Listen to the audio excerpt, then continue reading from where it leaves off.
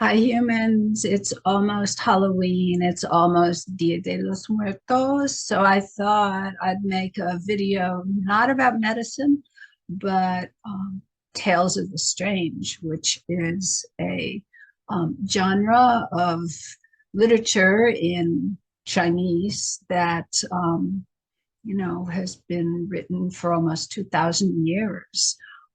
These are not supposed to be fiction, although you and I could view them as fiction. They were really supposed to be records of unexplained phenomena. And because of that, they don't always have the same satisfaction that fiction would have. For example, there's not always a resolution at the end, it's just reporting what somebody claims to have seen or heard or felt or did.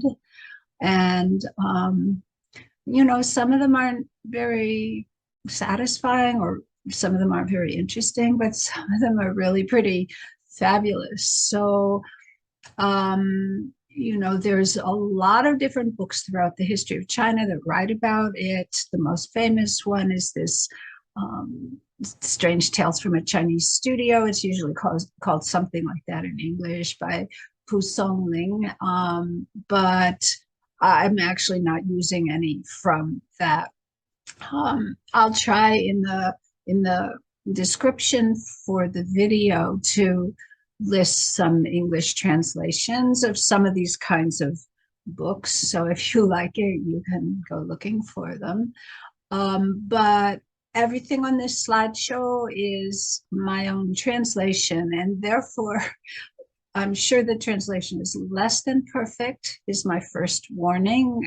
And if you do have comments on how to translate better, if I've mistranslated something, you're welcome to let me know. I had a second warning. What was my second warning? Well, when I think of it, I will let you know. So I have, I think, 16 different little short tales of the strange here. Of course, I'm going to start with cats. So there is something that's been called a cat ghost, but we should really just briefly talk about the word ghost, because this word gui doesn't only mean this spirit of a dead person. It can also mean a demon. It doesn't have to have been human, and it doesn't even have to have been, something that was alive at one time. So yeah, maybe ghost isn't the best translation here, whatever. Anyway, you can see my translation on the screen, but I'm going to paraphrase as we go through.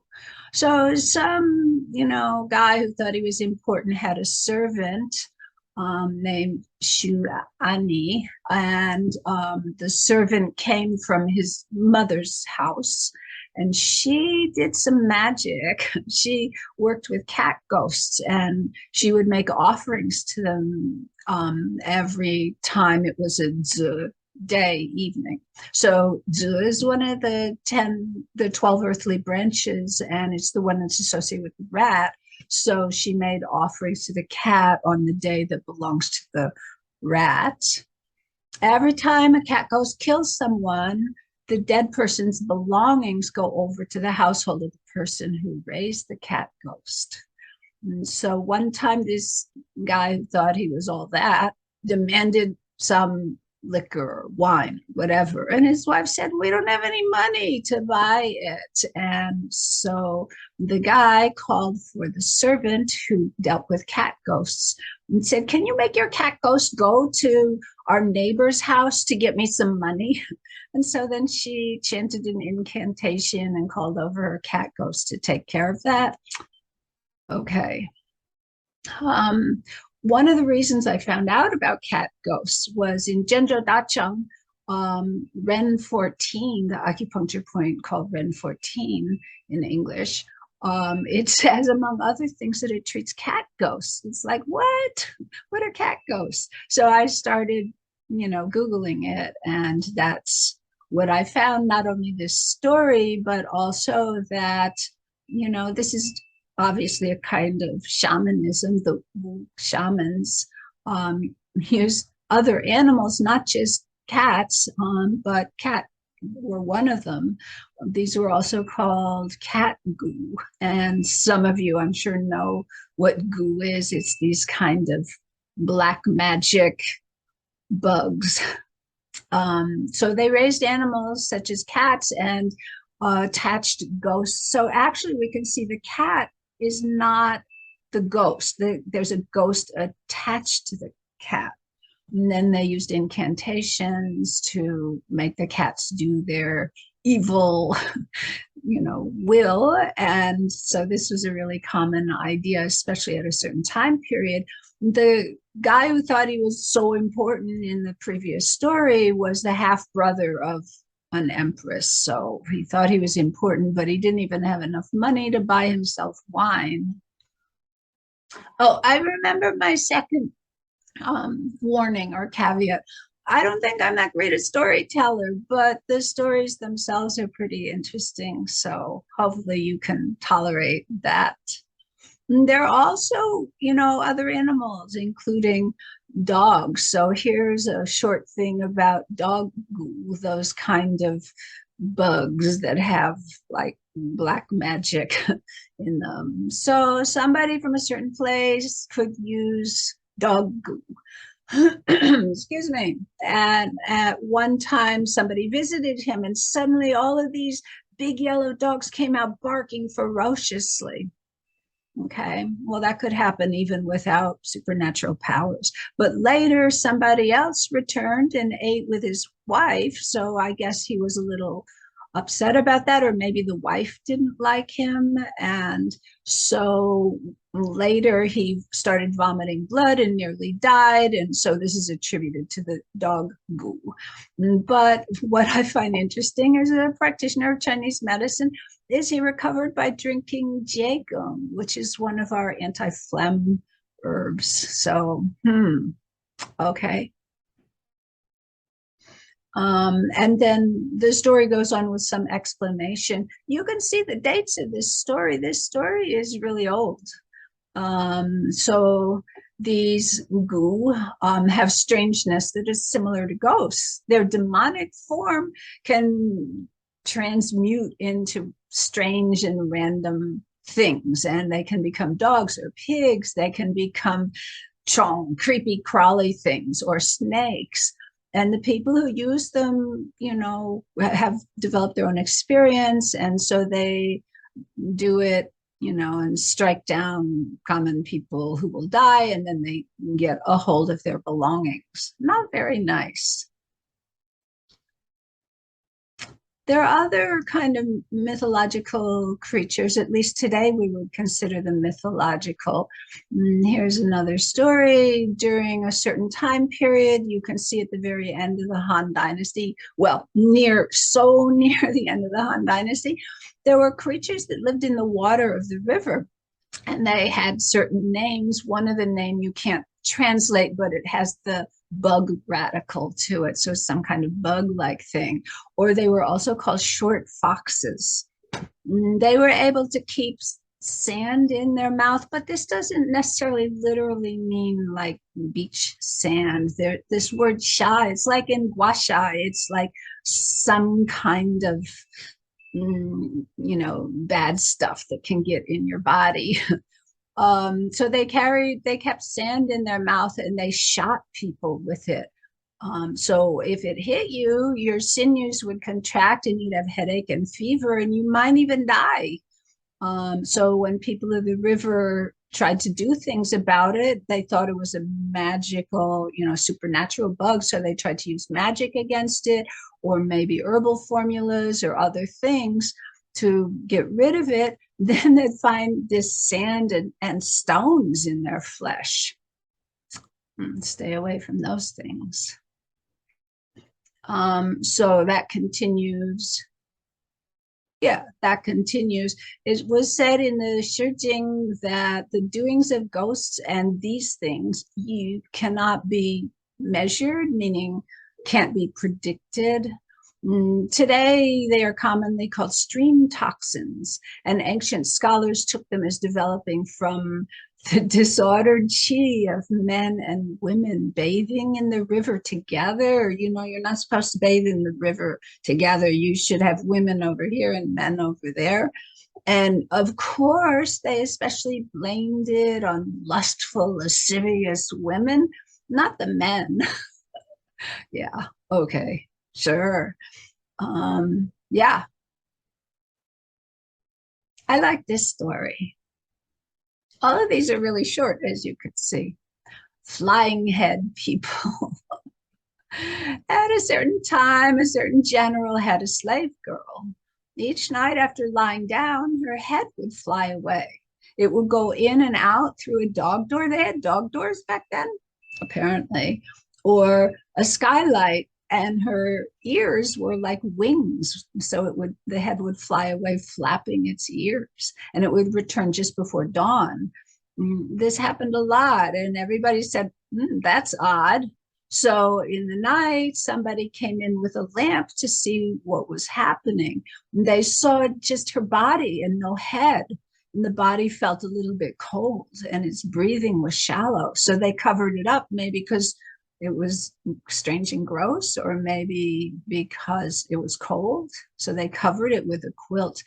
The head returned at dawn, but the quilt was in the way. So the head couldn't reattach. It fell to the floor, and after a couple of tries, then it fell to the floor, exclaiming sorrowfully. The body was breathing rapidly, and they thought it was going to die. So they removed the quilt, and the head came over and rejoined with the neck, and then she was just fine. So the slave owner thought this was very strange. A typo that says through, it should say thought. This was very strange. And he was frightened. He didn't dare to keep her. So he sent her away. It doesn't say where, but sent her away. Okay. We saw before they blamed those short foxes on women. A lot of this is going to have to do with women. Well, the flying head person was a woman. We're going to see that women were often thought to be the cause of these strange things.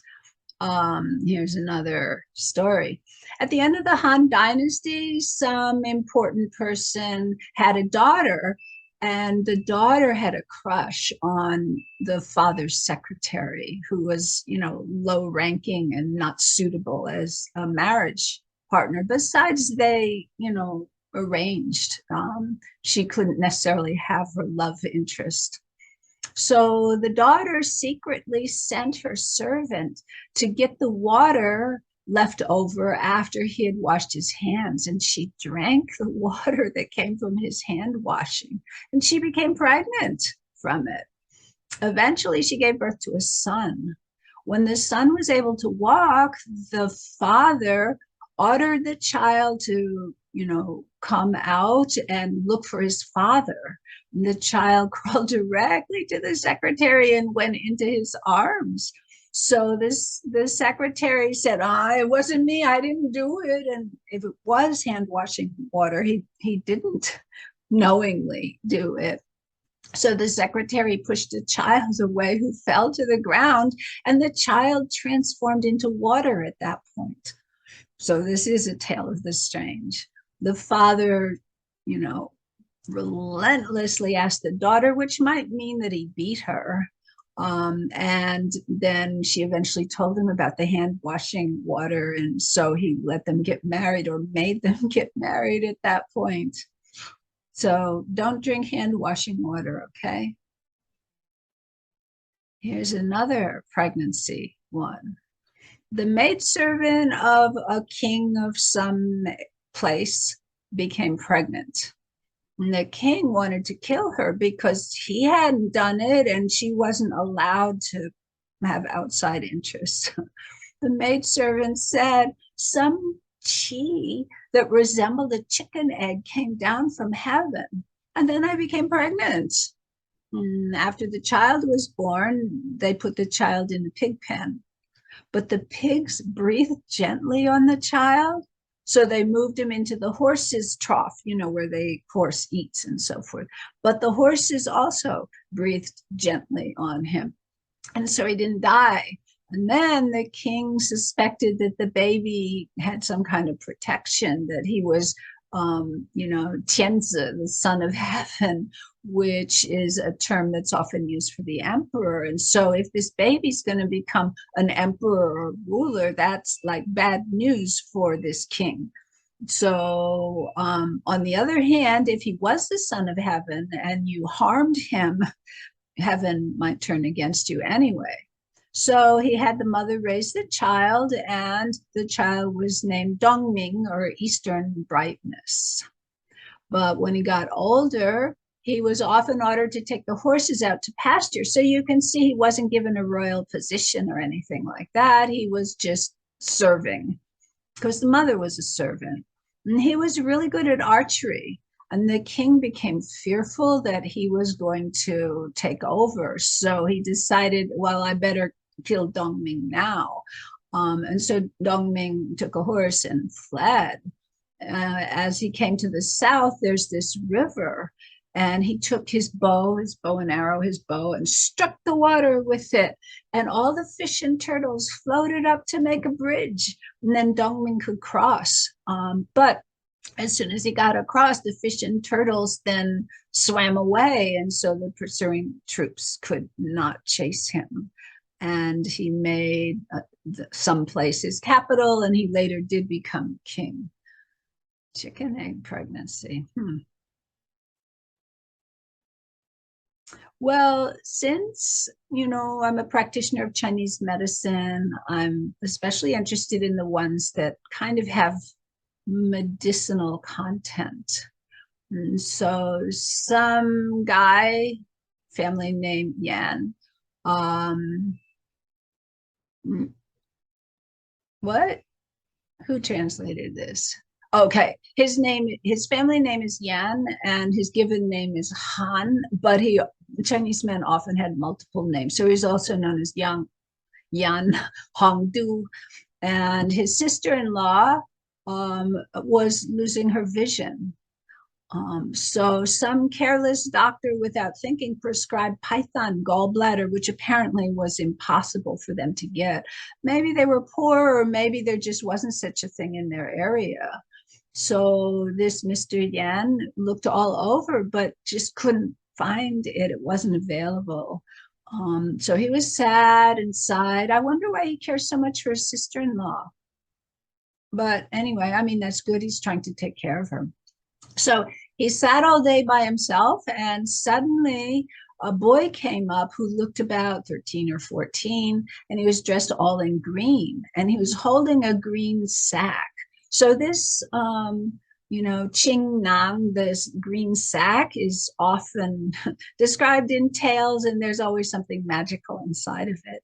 And he gave this green bag or sack to the guy who opened it, and there's a snake gallbladder in it. So the boy turned around to leave and transformed into a green bird and flew off. So Mr. Yan made the medicine, and his sister-in-law recovered. Okay. Here, I like this story. There was a woman from some place who was like a midwife, or at least she attended a lot of births. One night, a tiger came and grabbed her. She must have been so afraid. He carried her 6 or 7 li. Li, if I remember correctly, is about 3 of them equals 1 mile. So this is about 2 miles until they reached, so he carried her until they reached the tiger's lair, which was a hole in the ground. And he pushed her inside and stayed outside keeping watch. So she saw that there was a female tiger in the process of giving birth, but was having difficulty. So she was about to die, the tiger, but kept looking at her. And so she thought this was strange, to say the least. But she felt around and pulled the cubs out. And after she gave birth to 3 cubs, then the tigers carried her back home. Isn't that odd? So she just gave birth. She was about to die, but it's still the tigress that's carrying her back home, not the father. Anyway, later, whenever she'd go out, she'd find, there were like birds or rabbits or whatever kind of things that the tiger had hunted delivered to her door. So the tiger was always bringing fresh meat in gratitude.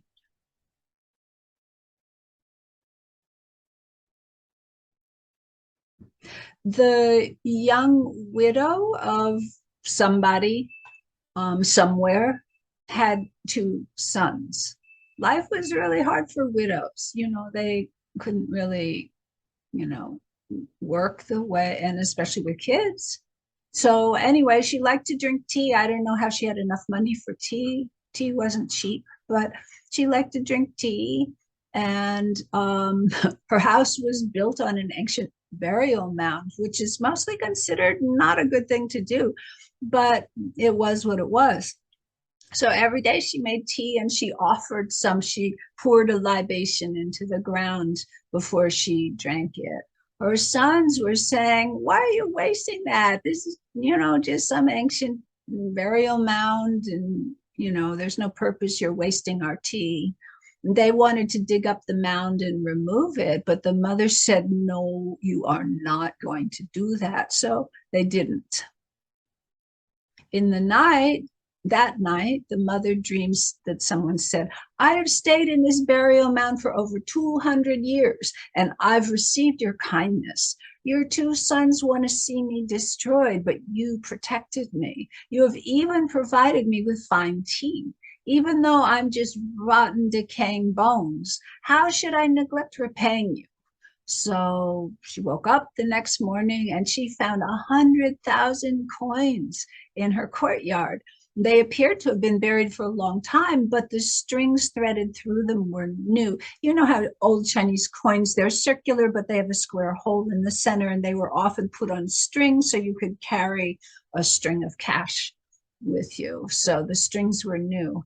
She carried them back to tell her sons, and both of them looked ashamed for wanting to get rid of the mound. And after that, she gave the mound even more good tea because she could afford it.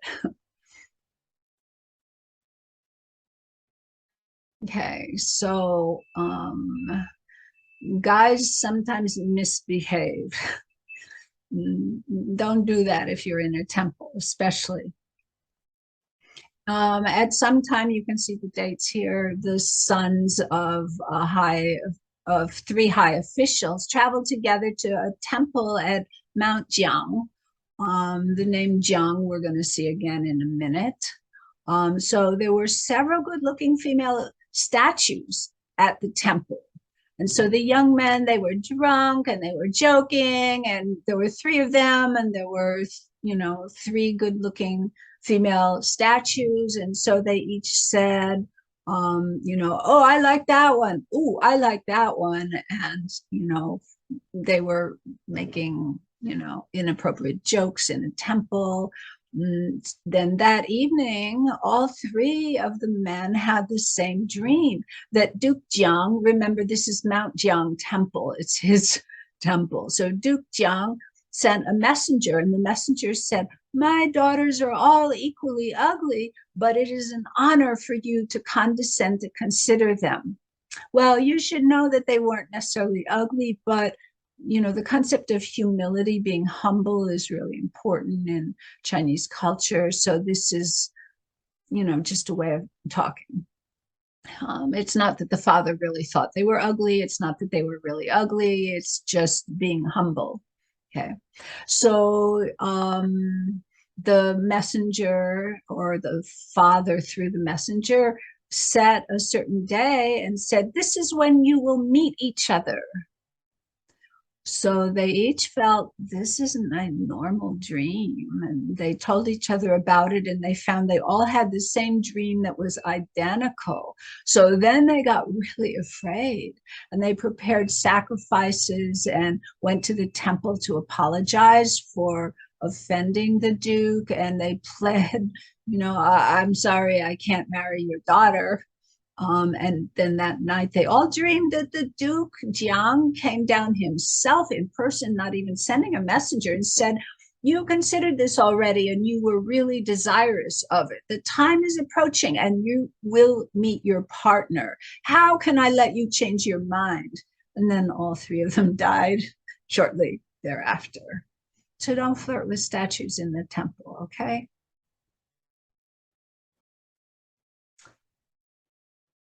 So when somebody was young, he had a neighbor, and the neighbor was young and attractive female. He adored her, he loved her, he stalked her to the point of exhausting his hun. He gave her pepper and presented her with treasures. I found that so odd. He gave her pepper, but Leo Locke, who's a genius, told me that, well, in ancient times, spices were expensive, and so pepper was like a welcome gift. Um, so she accepted them, but he never got the results he wanted. Like, she didn't say she'd marry him. She didn't, flirt with him. She just accepted them and didn't respond. Later, for some reason, one of the neighbors spent the night at this guy's house so he could report what happened. He's our source for this story. And so, sometime before midnight, but not early, there was a knock at the door, and he was, he could see. I don't know if there's a window, whatever, he could see, and he recognized her. So he told his friend that, "Oh, your girlfriend has come." And so the guy was really surprised, and he jumped up to welcome her. He pulled her into the house, and he was going to force himself on her. She tried to leave, but he held on to her and he wouldn't let her go. And this kind of implies that he raped her. He wanted her to stay and until dawn, and he even said, "I'll cook for you in the morning, and then you can go." So he got up to shut the door and arranged the bed curtains. And at that moment, she transformed into a raccoon dog and ran off across the ceiling beams. So this raccoon dog is some kind of animal that we don't have here, but you can imagine. Here's a picture to the right, although it's still kind of hard to see what it is. They are a real creature, but so this woman transformed herself and ran off, and he had been doing the dirty deed with a raccoon dog, apparently. Someone from someplace was on a boat, and at this time there was a heavy snowfall, and a woman in simple clothes, which also could mean morning clothes, which could mean plain undyed clothes, came up the bank, and he said, "Hey, come on into my boat." And so they flirted with each other for a while. So apparently she was flirting too. And so he set out the gangplank so she could get on, and he carried her away. Doesn't exactly say this, but it sounds like maybe even though she was flirting, she didn't want to be carried away. So she transformed into a white heron and flew off. And then when he realized, like, this kind of implies to me that he must have had sex with her, again, probably raped her. Um, and she became a heron. So when he realized he had done it with a bird, he got sick and died because he was so revolted by it. Okay, don't force people. So my original translation had some problems, but when I posted on Facebook, then Leo Locke and Lan Zheng did help me correct this. Thanks to them.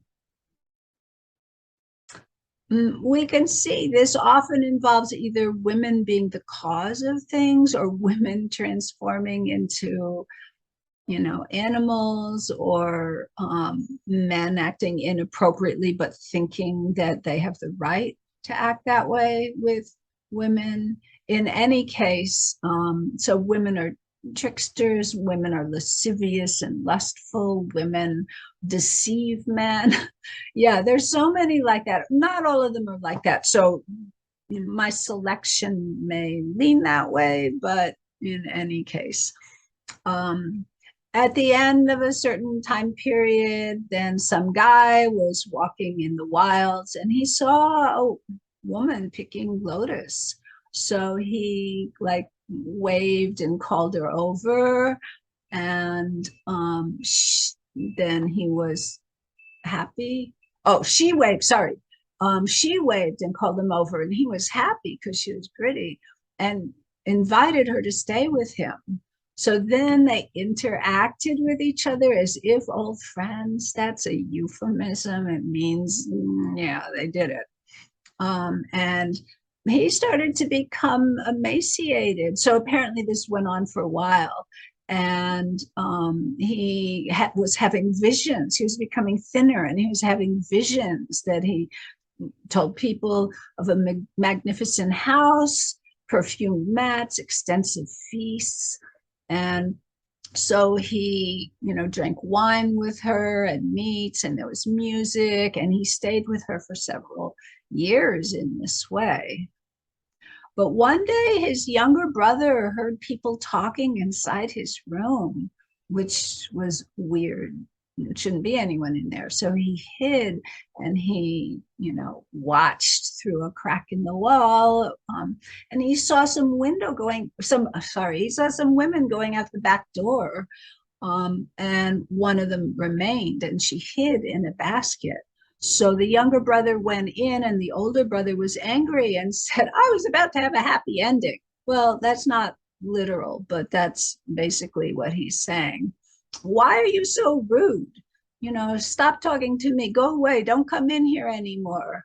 The younger brother said there's someone in the basket. So he opened it, and it was a female monkey.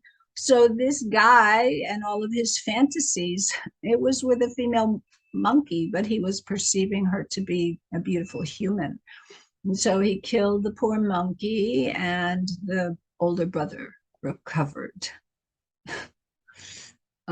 You can see, it seems like these supernatural beings want to have sex with humans, and humans really want to have sex with these supernatural beings,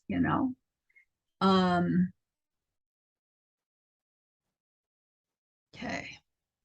There was a servant girl named Lan somewhere, and she started becoming emaciated, and oops, another spelling, she turned ed, there's a spelling error, sorry, she turned yellow, she became jaundiced, and her cleaning was different than usual, whatever that means, maybe more sloppy.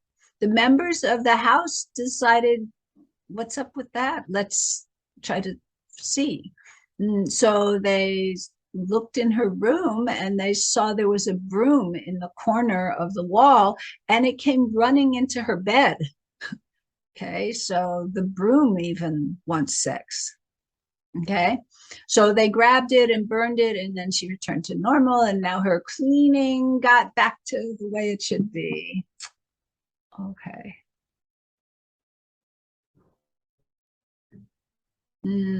Fox transformations. This isn't really a story, but 50-year-old foxes can transform into women.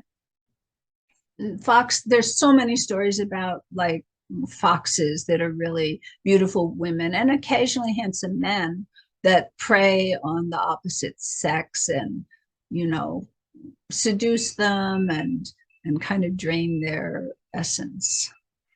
So 50-year-old foxes can transform into women. At 100, they become beautiful women or loose women or spirit shamans.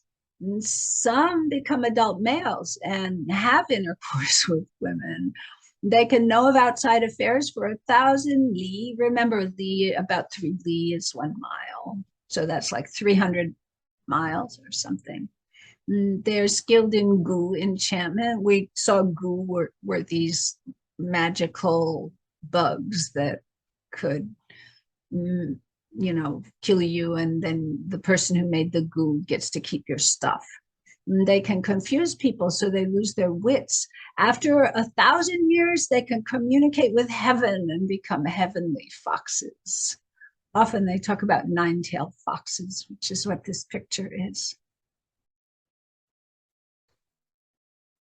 Here's the last story, which I find this really interesting in the 21st century. During a certain period of time, during the reign of a certain emperor, there was an 8-year-old girl somewhere who gradually transformed into a boy. When she or he, or I guess he by then, reached 17 or 18 years of age, his chi and nature were fully developed as a boy. The transformation away from the female body, though, was incomplete, and the development of the male body was also not thorough. So he took a wife, but they never could have children. So, wow, this is a transgendered story. And yeah, it's really kind of interesting. Okay. And they don't say anything bad about it, except that he couldn't have children. That's okay. Maybe they didn't want children. Anyway, so I hope that your Halloween and your Dia de los Muertos are enjoyable or diverting, or a time for you to ponder certain things. Those are my tales of the strange.